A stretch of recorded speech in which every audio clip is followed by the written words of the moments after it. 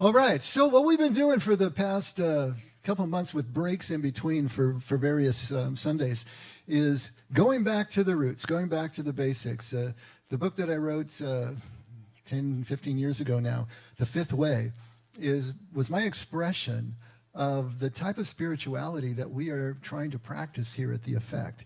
Works for recovery and it works for spiritual formation as well. It's amazing.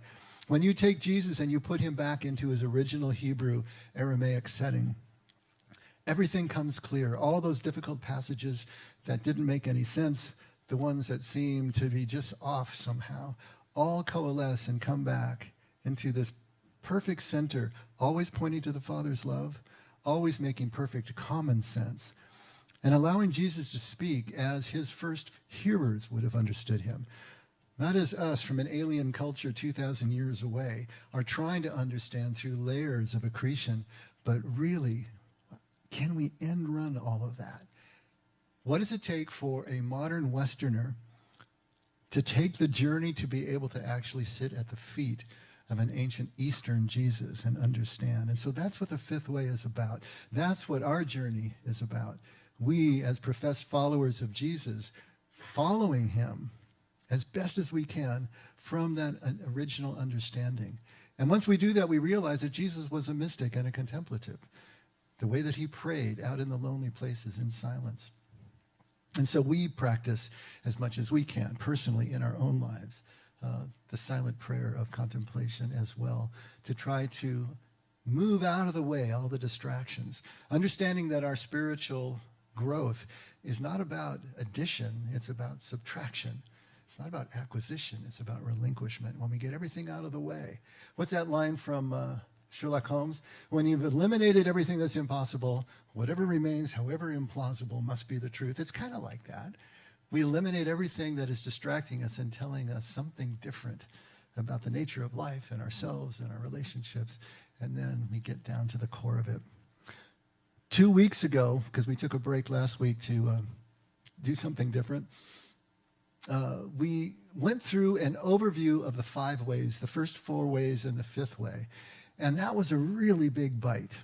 And just as a quick recap, the first 4 ways are the ways that we use to get anywhere across the face of the earth. It's a way that we acquire the things that we need as living physical beings.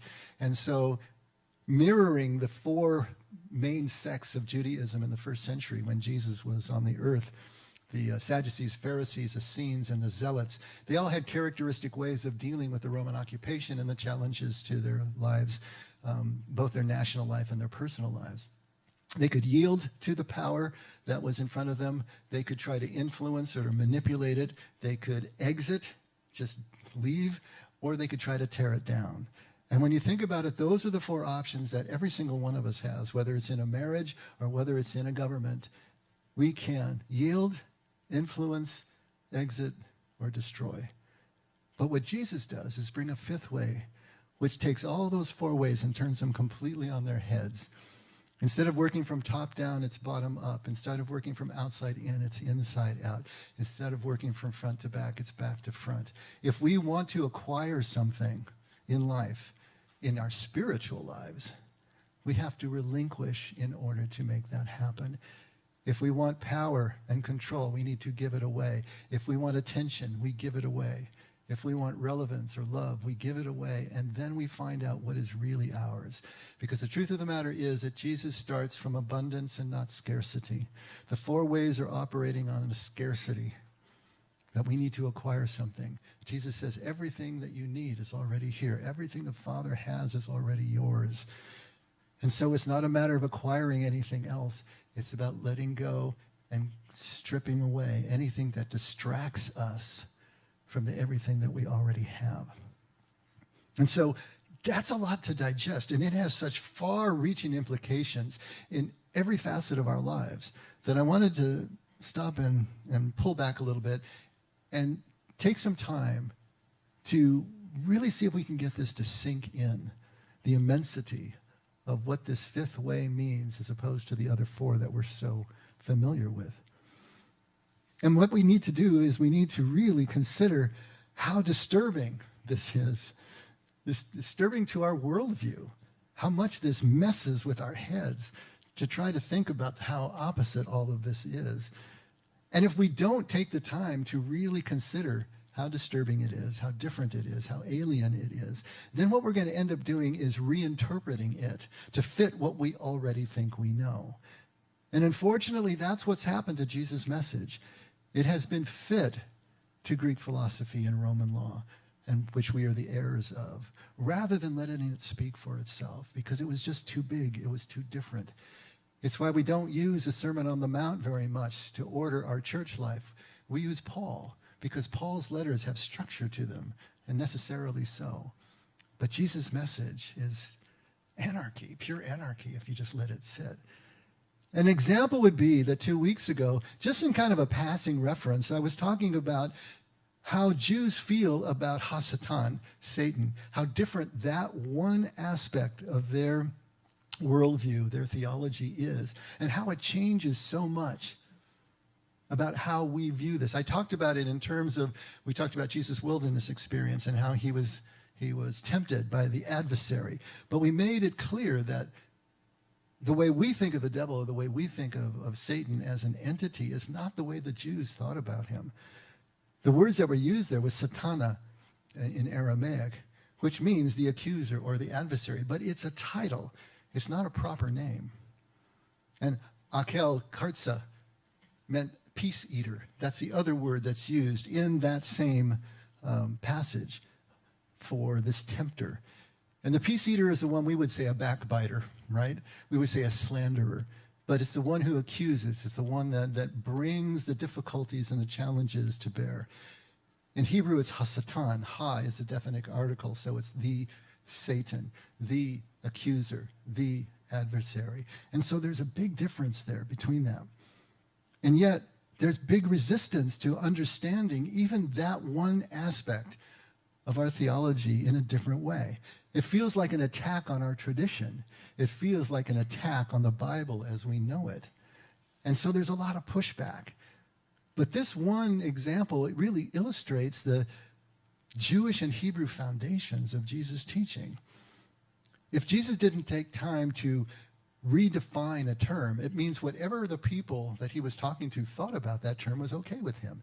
He didn't take any time to redefine Hasatan.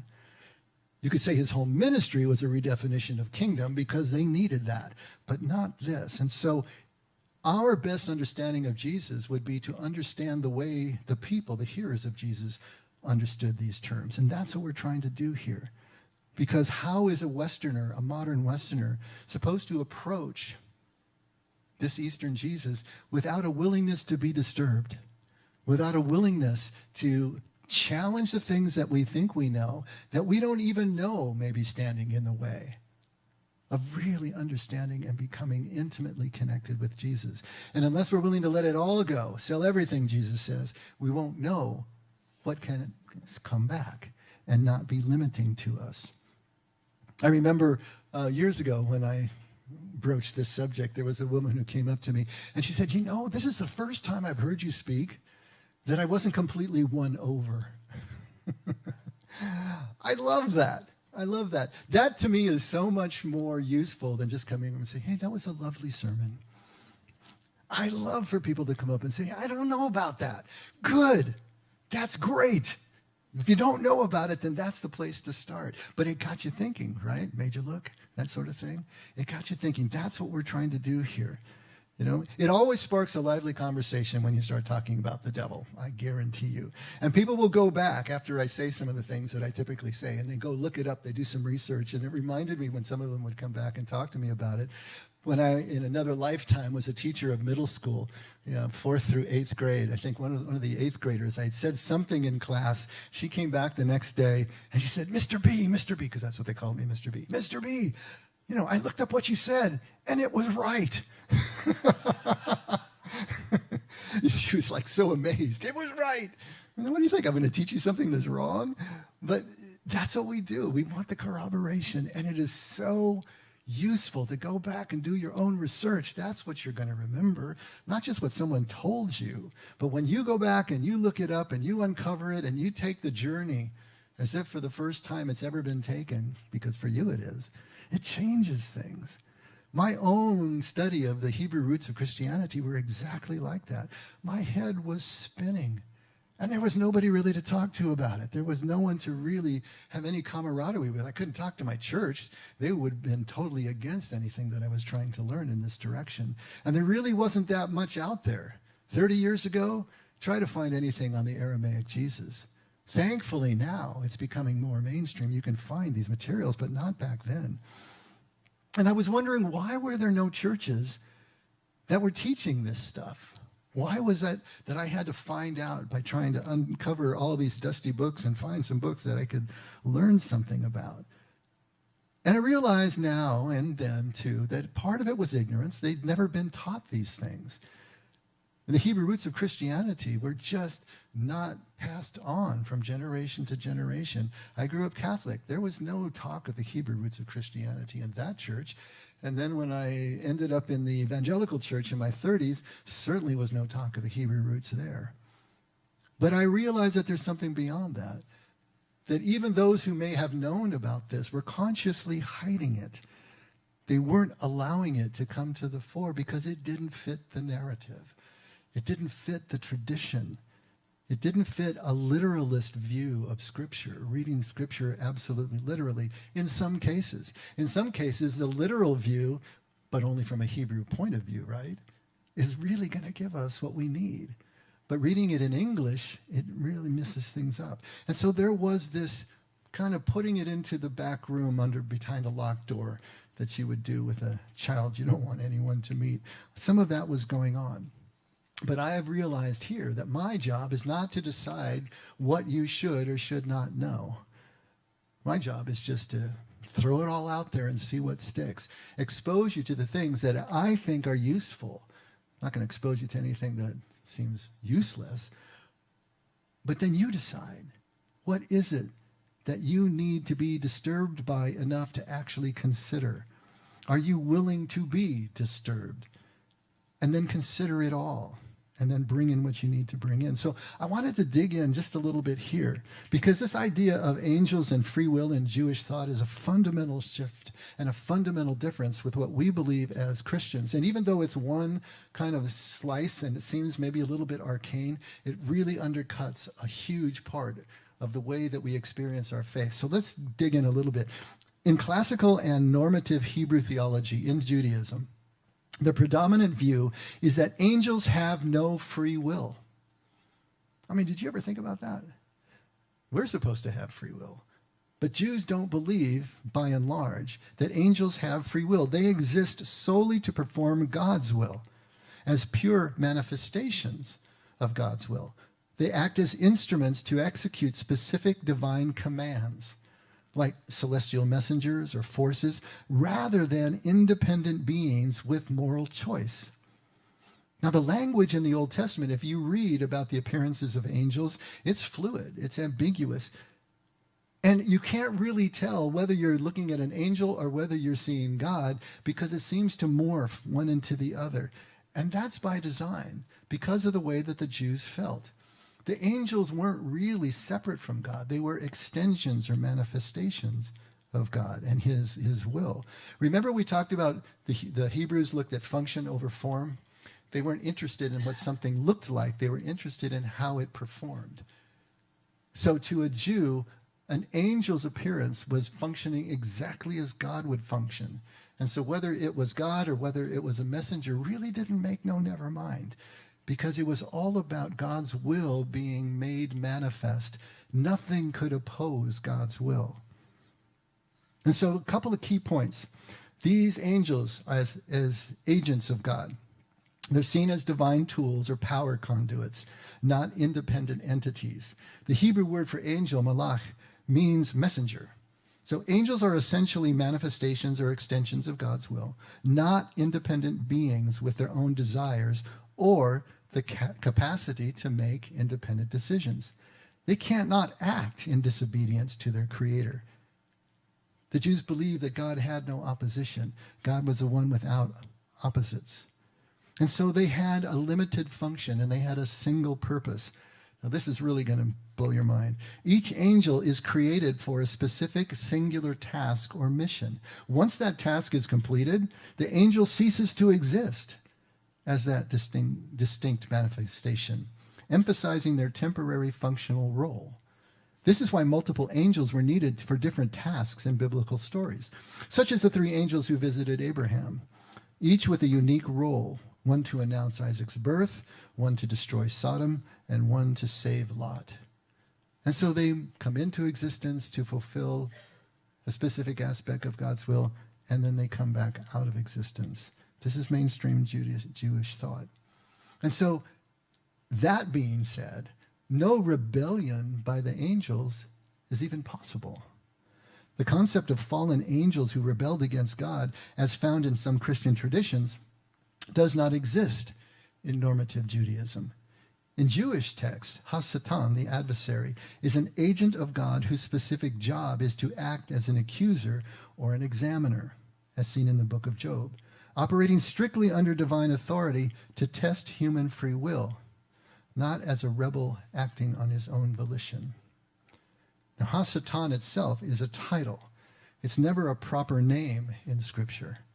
It's the Satan, the adversary. Now, Lucifer, that we have come to associate with the devil, is actually a Latin translation of a different term, but it's also a title and never refers in the Bible to Hasatan. Lucifer is never connected to Hasatan. Lucifer, the Latin translation of the Hebrew Hillel ben Shachar, which means son of the dawn, or a shining one. It could mean the morning star, or light bringer, all of these things, is applied to the king of Babylon in the famous passage in Isaiah 14, which is usually used by Christians as the text of showing Satan falling from heaven, but the whole reference is to the king of Babylon, Nebuchadnezzar. And Lucifer is also applied to Jesus. Yeah, I saw that look. 2 Peter 1:19. The Greek word phosphoros, when we get phosphorus, but it also means the same thing. It means light bringer or morning star. It's a description, but it's not a name. But it's applied to Jesus. What's going on there is that the churches and the assemblies that Peter is dealing with in what is now Turkey, we're getting a few years out. This would be the mid-60s, probably, when that letter was written. And the people were getting antsy because Jesus had not yet returned. The first followers of Jesus expected him to return in their lifetime. And when he wasn't returning, Peter is trying to bolster their faith. And he says, look, we have this prophecy that he will return, and you need to hold on to that prophecy like a lamp in the darkness until the day when the Son of the Dawn arises in your hearts. And the Son of the Dawn in context is Jesus. But the word phosphoros, when it's translated into Latin, is Lucifer. So if you look in the Vulgate, which is the Latin translation, Jesus is being referred to as Lucifer, as the Son of the Dawn, as the one who will bring the light that will arise in our hearts. These are titles. They aren't proper names. And it changes the way that we look at things. Free will is understood as a uniquely human feature to the Jews. In Jewish philosophy, free will, bechira, is a unique gift given exclusively to human beings. It is our messy choices and moral struggles that allow for real holiness to happen in the world, which is a central theme of human existence. There are some contrasting views in Judaism itself. The medieval Jewish philosopher and scholar Maimonides suggested that angels have free will within their narrow sphere of action, similar to humans within their limitations. In other words, angels can make impromptu decisions as they are accomplishing the task for God, but not in disobedience to God, in furtherance of God's will. And so here we have this completely different view of something that is fairly fundamental to us. What we believe about angels and devils and demons, what we believe about Satan or the devil, is completely different. So is your head spinning yet? Are you feeling a little disturbed? Are you ready to find a rock and start throwing it? But if you think about how much this change in worldview, this change in our just view of life and spirituality would change so many passages within Scripture with this different foundational meaning. Now, when I was talking about this years ago, my dear wife, Marion, asked a very practical question. Says, you keep talking about the Jews. How do we know the Jews are right? Are the Jews right about this? I have no idea. These are some things that we can't know. But what I do know is that these Jews wrote our scriptures. What they understood is written into the scriptures or is foundational to the meaning, even if it's just implied, that we're trying to glean from our point of view later on. And so knowing what they believed is important for us if we want to get down to the roots of what this is really all about. Does this have any practical value, talking about angels, whether they have free will? Are we just talking about how many angels can dance on the head of the pin? Is there any practical value here? And I believe that there is. When we look out at Christianity, what I see is a lot of fear still among Christians. A lot of fear there. Fear of God, misunderstanding what fear of God means. It doesn't mean afraid of God. It's mean having that awe, that sense of loss of self in the presence of God. It's fear of Satan, that Satan can somehow affect us, can lead us astray, can force us into a ditch somewhere and take us away from God's presence. But fear is never a part of an authentic experience with God, ever. It's not acceptable to God as written in our scriptures. And even a fear of Satan can lead us astray from that, lead us away. Because if we're experiencing fear, then we're not in kingdom. Jesus' kingdom that he is trying so hard for us to get to first understand and then experience is the opposite of fear. Kingdom is living without fear and also without superstition. It's not that just a belief in the devil is superstitious, but we take it to such lengths. It takes us away from the simple truth of the gospel, the simple truth that Jesus is trying to get across, which is simple consciousness of God's presence. That's what kingdom is. Take a look at 1 John 4. We have come to know and have believed the love which God has for us. God is love. And the one who abides in love abides in God, and God abides in him. By this, love is perfected with us, so that we may have confidence in the day of judgment. Because as God is, so also are we in this world. That's a huge statement. As God is, so also are we in this world, if we are in God's presence, if we are animated by what animates God's. There is no fear in love, but perfect love casts out fear, because fear involves punishment, and the one who fears is not perfected in love. We love because he first loved us.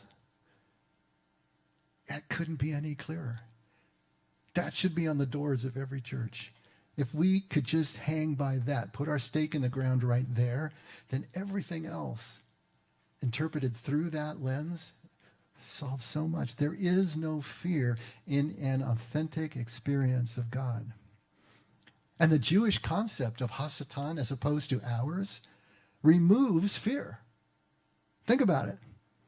It's emphatically stating that our choices are our own. We are the ones with free will, not these angelic beings, whatever or whoever they are. Satan, whoever or whatever Satan is, has no power over us that we don't give. And most often, what we're finding is that we're overcoming our own nature. We're overcoming the natural challenges that life places in our path. We need to see those challenges in a different light, not as evil or evil personified, but the way James looks at it. Look at James 1, verse 2. Consider it all joy, my brethren, when you encounter various trials, same word that's used for temptation in the wilderness experience of Jesus, knowing that the testing of your faith produces endurance, and let endurance have its perfect result, so that you may be perfect and complete, lacking in nothing. This is a very Jewish way of looking at life, which makes sense. James was Jesus' actual brother, at least traditionally. And so this adversary, Hasatan, or this adversity, this propensity for us to fall off the wagon, this adversary is an agent of maturity, an agent of our own completion, not to be feared, but to be welcomed. Count it all joy, because this is how we're going to grow. And remember, there's only one way to the Father. Look at John 14, verse 6. I am the way, the truth, and the life. This is Jesus speaking. No one comes to the Father but through me. If you had known me, you would have known my Father also. From now on, you do know him and have seen him. And so this is Jesus saying, this way that you see me living life, this way of going about being disturbed and allowing that disturbance to grow into the next open space and the one after that, is the only way to be able to get to the Father. The Father is too big to fit into whatever worldview we have settled upon for the moment. If we're not ready to explode that, if we're not ready to tear it down, if we're not ready to sell it, then we aren't going to be able to go where Jesus is going. The Father and the kingdom are really the experience of the same thing. We're talking about God's presence here. We're talking about complete and clear connection where there's no place for any fear. This is the only way to kingdom. This is the only way to the Father. And Jesus' way of living life right here and right now in perfect presence is kingdom. You don't possess it. You don't earn it. You don't even enter it in the way that we think of that. And even though it is stated that way metaphorically in Scripture, Jesus says it most clearly when he says these children are kingdom. We are kingdom when we get to that connection. And all of that is indistinguishable from the Father that Jesus is bringing to us. And there are no shortcuts. There are no other ways of doing this. You have to go through the way. Look what he says at John 10, verse 1. Truly, truly, I say to you, he who does not enter by the door into the fold of the sheep, but climbs up some other way, he is a thief and a robber. But he who enters by the door is a shepherd of the sheep. Skipping to verse 7. Truly, truly, I say to you, I am the door of the sheep. All who came before me are thieves and robbers, but the sheep did not hear them. I am the door. If anyone enters through me, he will be saved and will go in and out and find pasture. And Jesus is calling on their knowledge of what ancient sheepfolds look like. They would just build a rough structure, usually into the side of the hill, just 3 sides and the last side with a space. And sheep not beating the brightest bulbs on the tree. As soon as you put them in there, they don't even want to jump over. They'll go out through the space. But then the shepherd would actually lie down in the space and sleep in that space, and they wouldn't step over the shepherd. Jesus is literally the door to the sheepfold. The only way, legitimately, authentically, in and out, to be able to experience this kingdom, to be able to experience the Father, as Jesus is talking about.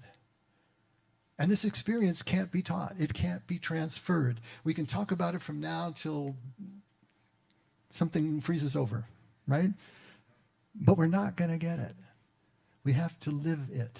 We have to experience it for ourselves. It has to be first person. It has to be a lived experience. And so what Jesus is really describing is a rite of passage. And we've talked about these rites of passage before. We've talked about heroes' journeys in here before. And we've talked about contemplative practice, all of which will take you to the same place because all of those have the same features. There is no way to see the Father. There is no way to experience the Father, be one with the Father, as Jesus talks about, but through this process, a lived process of living the way. So a rite of passage always has 3 phases. The first phase is separation, the second phase is transition, and the third phase is reincorporation. And so if you think about the walkabout of the Aborigines, and it's always the boys that have to do this, the girls have an internal rite of passage. It's biological, and it's woven into the culture of ancient civilizations and societies. But the boys don't have that. And so the boys always needed an extra way to be able to transition them from boys to men. And the first thing that would happen is when a boy was old enough, usually 12 or 13, he would be pulled from the company of the women. He would be pulled from his family and from the village and taken out into the bush where he was surrounded by men. And there would be some ritual there that would involve some sort of pain, usually a cutting or a tattooing or something that would leave a visible mark and then show that the wounding was the beginning of this journey. In the case of the walkabout, the young boy is then sent out into the bush for up to 6 months. Now, they have been prepared all their lives through the song lines and through their training to be able to survive in the bush and navigate their way. But it was still a perilous journey, and some did not survive. But if they did, and they came back, and they experienced the spiritual awakening that would occur that long in solitude, in the wilderness, and fending for yourself. When they came back, they could be reincorporated. They could be brought back into the company of the entire tribe or clan, but they're not the same anymore. Something has changed. They now bring something as men and recognized as men that they didn't have before. These are the 3 parts, necessary parts of a true rite of passage. And if you think about the hero's journey as portrayed even in our popular culture, I love Dorothy and the Wizard of Oz. All those 3 parts of separation, transition, and reincorporation are present there, just as they are in any hero's journey. And so what Jesus is telling us is that separation, that first step, is absolutely essential. He phrases it as, sell everything that you have and give it to the poor and come follow me. Now we take that too literally, as he was a rich man and he needed to sell all his material possessions. But it really is, are you willing to let go of everything that's familiar to you? Are you willing to let go of everything that is comforting, everything that feels secure, everything that you piled up in your life to make you feel secure? Are you ready to let that go? Jesus works hard to get this separation part established and started in his followers. We talked about the Zen story 2 weeks ago about you can't fill an empty cup.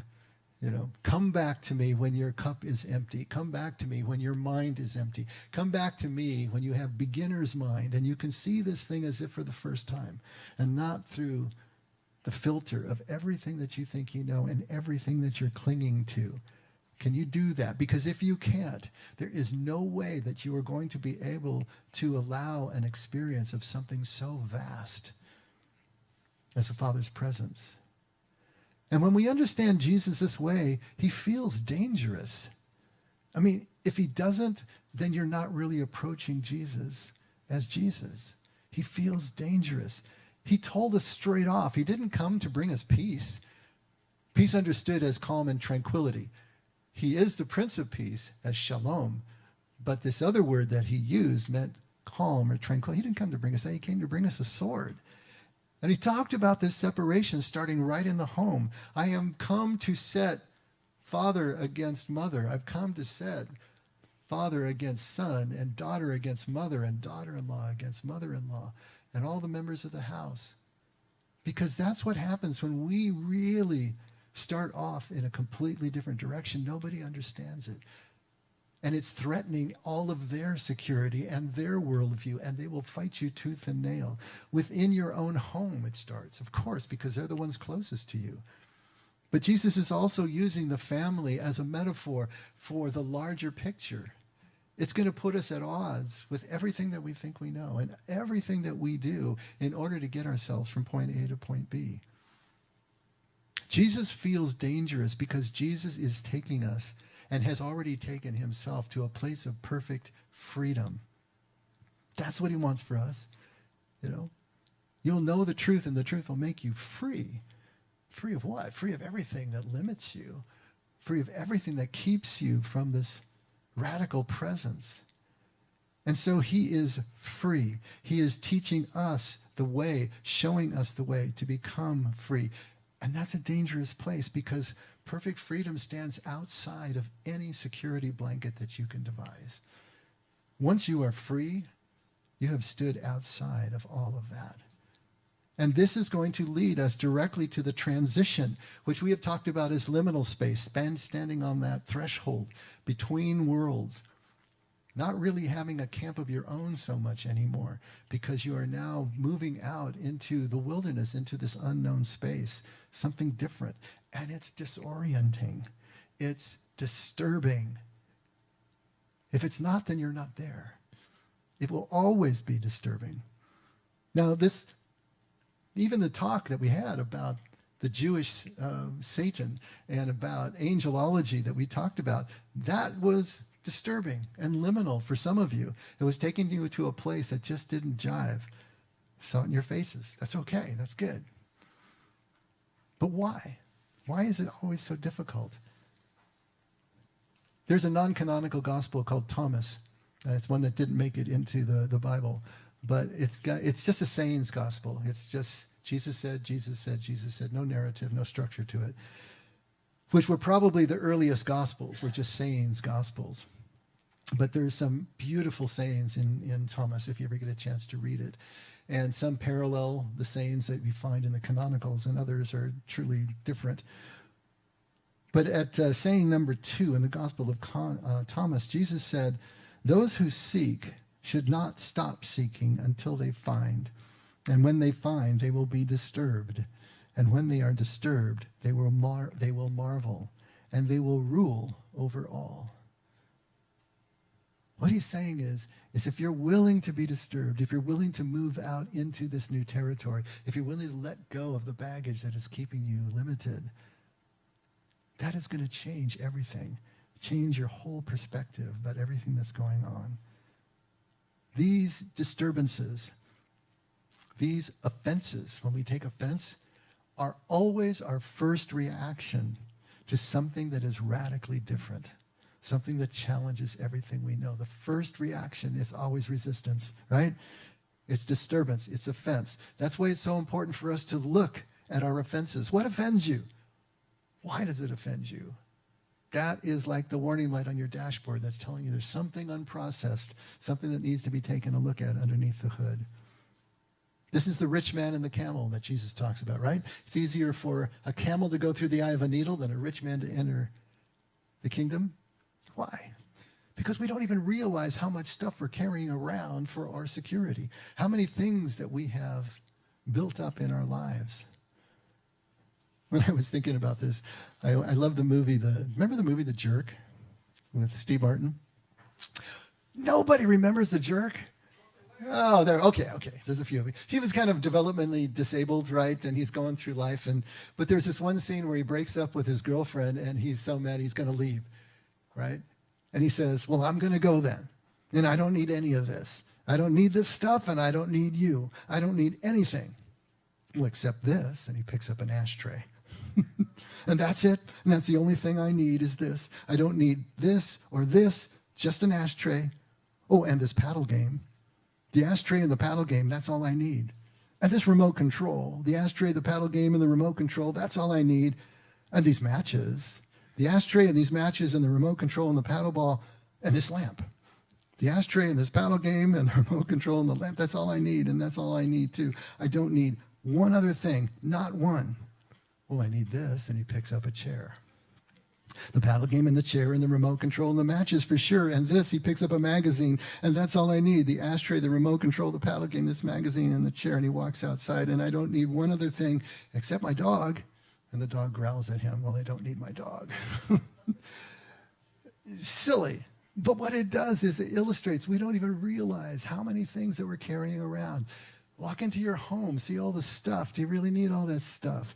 George Carlin does a great thing on stuff, all your stuff, all this stuff. But it's not just the exterior stuff. It's the interior stuff that really gets us. And we don't realize how much stuff is in there. And not just the cognitive stuff, but the unconscious stuff. And if we don't do the work to bring the unconscious up into the conscious, we'll never get rid of it. It'll always be down there. It'll always be running the show. It'll always be wagging the dog until we do the work. We're like, if you want to really be free, you got to end up being like a pioneer.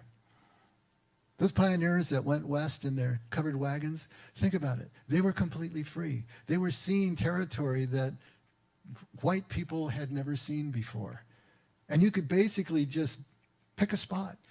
This real nice green spot next to the river. I like this spot. And you could build a house, and there was no regulation, and there were no building permits, and there was nothing to keep you from just being able to go. You didn't have to pay any taxes. But on the other hand, when the Indians came, when the wildfires came, there was no 911. There was no police. There was no fire. You were on your own. See, we have to trade security for freedom and freedom for security. And so it's always a delicate balance. But this idea of these pioneers, fully free, but also fully at risk. And as we move through this transition and trying to figure all this stuff out, then we come back to the reincorporation. And this is where, again, I can return to Dorothy and the Wizard of Oz. Because when Dorothy starts off in black and white Kansas, and she's really unhappy, and she's yearning for something over the rainbow that's going to fulfill her. And then she ends up in Oz after the wounding with the dog and all the other things that were going on. When she takes that journey and she finally comes back to black and white Kansas, and looking at the same ring of faces, what does she say? She says, the next time I go looking for my heart's desire, I'm not going to go looking any further than my own backyard. Because if it's not there, I never really lost it to begin with. See, what Dorothy figured out and what we all figure out when we take this journey is that we didn't have to take the journey. Well, we had to take the journey to find out we didn't have to take the journey. That everything that we needed, everything that we can possibly have from a spiritual point of view, we already possess. It's already ours. When Jesus comes back from the wilderness, the first thing he says is the waiting is over. The kingdom is here. The kingdom is now. Everything is already here. He had to take a disturbing journey through the wilderness to find out that he already had everything. He was already one with the Father. And where is this kingdom that Jesus talks about? In Luke 17, he says it's not going to be out there to find by observation. You're not going to acquire it. It's already within. It's among. It's in the midst. And going back to the Gospel of Thomas, saying 3, Jesus said, if your leaders say to you, look, the Father's kingdom is in the sky, then the birds of the sky will precede you. If they say to you, it's in the sea, then the fish will precede you. Rather, the Father's kingdom is inside you and outside you. And when you know yourselves, then you will be known, and you will understand that you are children of the living Father. But if you do not know yourselves, then you live in poverty, and you are the poverty. Wow. Jesus comes back from the wilderness bringing truth with him.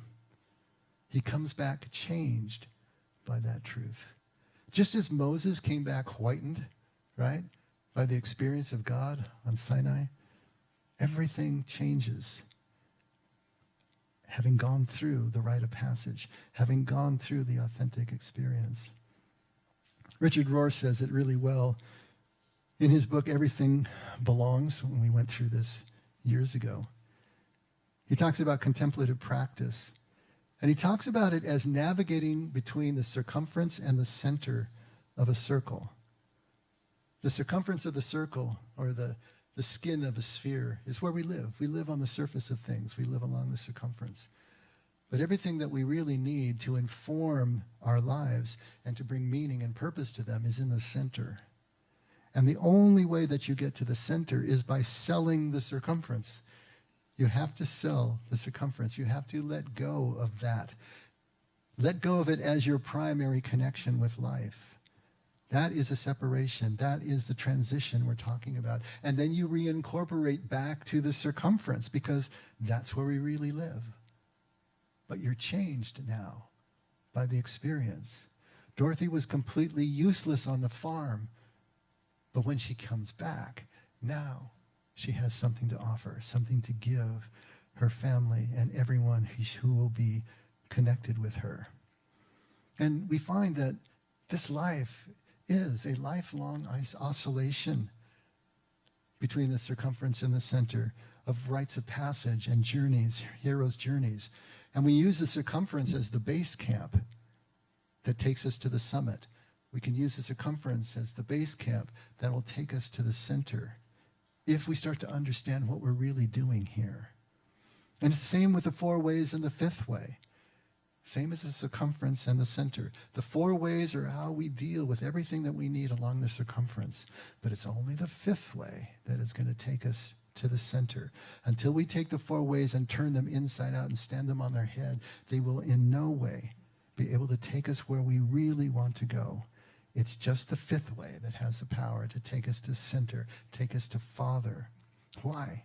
Because the Father is too big, too radical, too disturbing to fit into the 4 ways.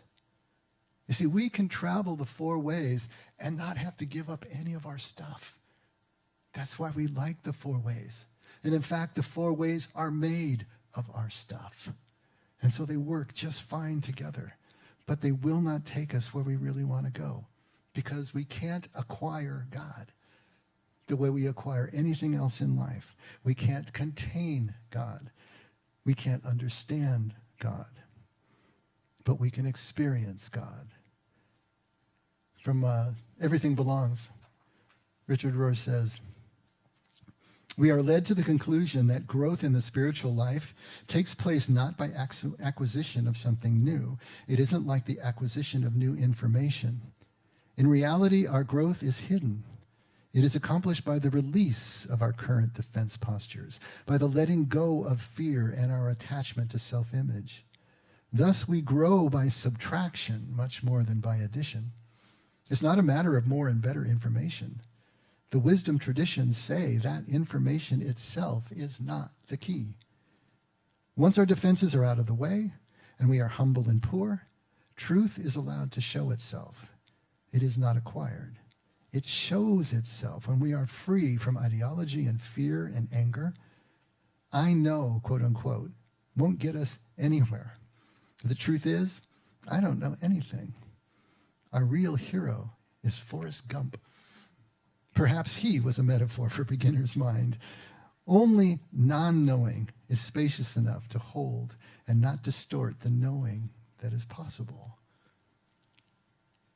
It's about allowing yourself to realize that you don't know, to get into that place of non-knowing, of selling everything, the willingness to be disturbed. And to go back to that last section of Thomas 3, "When you know yourselves, then you will be known, and you will understand that you are children of the living Father. But if you do not know yourselves, if you haven't done this work we're talking about, if the unconscious that you don't even know about still rules you, then you live in poverty, and you are the poverty." So when we finally come to know ourselves, or begin to know ourselves, who are we? Who is that person? Richard Rohr puts this in the same book. "The Cherokee chief said to their young braves, 'Why do you spend your time in brooding? Don't you know that you are being driven by great winds across the sky? Don't you know that you're part of a much bigger pattern, but you're not in control of it any more than you would be by great winds of great winds? You and I are a small part of a much bigger mystery.' Who we are is part of this immense purpose that we can't see and we can't even imagine in our minds. We must make a journey to discover that we didn't have to take the journey, but in order to experience what we can't see and what we can't imagine in our minds. It can be experienced. We just can't hold it here. It's too big. The truth of who we really are is that we are creatures born into free will. The only creatures that God has created, according to the Jews, that have this capacity. We are born into free will, the ability to choose, the ability to actually love as the Father loves. Driven by great winds, driven by the breath of the Spirit, just as Jesus was driven into the wilderness. And we will never know our true identity until we take this journey, until we take our walkabout. until we allow ourselves to be disturbed, whether by a simple scriptural passage or a theological tenet or a life-threatening illness. It's all the same as an exercise in allowing ourselves to start the process of relinquishment, letting go, allowing ourselves to actually meet the adversary, meet Hasatan, doing his job on us, which is to challenge us, to give us alternatives, to give us the testing that we need to become complete. Let him do his job, to welcome and count it all joy when we do encounter these various trials and tribulations, and see them as a growth, another growth spurt to the Father. Are we willing to be disturbed is the basic question that we need to ask, because it really is the price of admission. I wanted to finish with a prayer that was attributed to Francis Drake. You all know Sir Francis Drake, English privateer, which basically means he was a pirate working for a country. He was also an explorer, and he was the second person to circumnavigate the globe after Magellan. But Magellan died during the voyage, and he actually survived. So it's a big deal. On the eve of his leaving Plymouth, England, on the Golden Hind to take his circumnavigation multi-year tour, he wrote a prayer that is written into his ship's logs, as the story goes, and read it to his crew before they left. And you may have heard this one before, but just close your eyes and take a listen. Disturb us, Lord, when we are too pleased with ourselves, when our dreams have come true because we dreamed too little, when we arrived safely because we sailed too close to the shore. Disturb us, Lord, when with the abundance of things we possess, we have lost our thirst for the waters of life. When having fallen in love with life, we have ceased to dream of eternity. And in our efforts to build a new earth, we have allowed our vision of heaven to dim. Disturb us, Lord, to dare more boldly, to venture on wider seas, where storms will show your mastery, where losing sight of land, we shall find the stars. We ask you to push back the horizons of our hopes and to push back the future in strength, courage, hope, and love. And all this we ask in the name of our captain, who is Jesus Christ. Let's pray. Father, that's our prayer. Whether we're ready to pray it or not, whether we're ready to act on it or not, help us to begin to see more and more clearly that until we're willing to be disturbed, until we're willing to risk the things that we have accrued out of security, that we can't really follow you and experience who you are. Let that awe us. Let that right size our relationship with you in humility and vulnerability and fearless dependence. Help us to value that. Help us to value being disturbed and offended as proof that we are going someplace different and new and potentially groundbreaking. Help us to love the journey more than the destination. And all along the way, thank you for your presence and thank you for your guidance, and never, ever losing sight or track or thought of us, and never ceasing to love us, Lord. Never let us forget that we can only love because you loved us first. And we pray all this in Jesus' name. Amen. Let's all stand.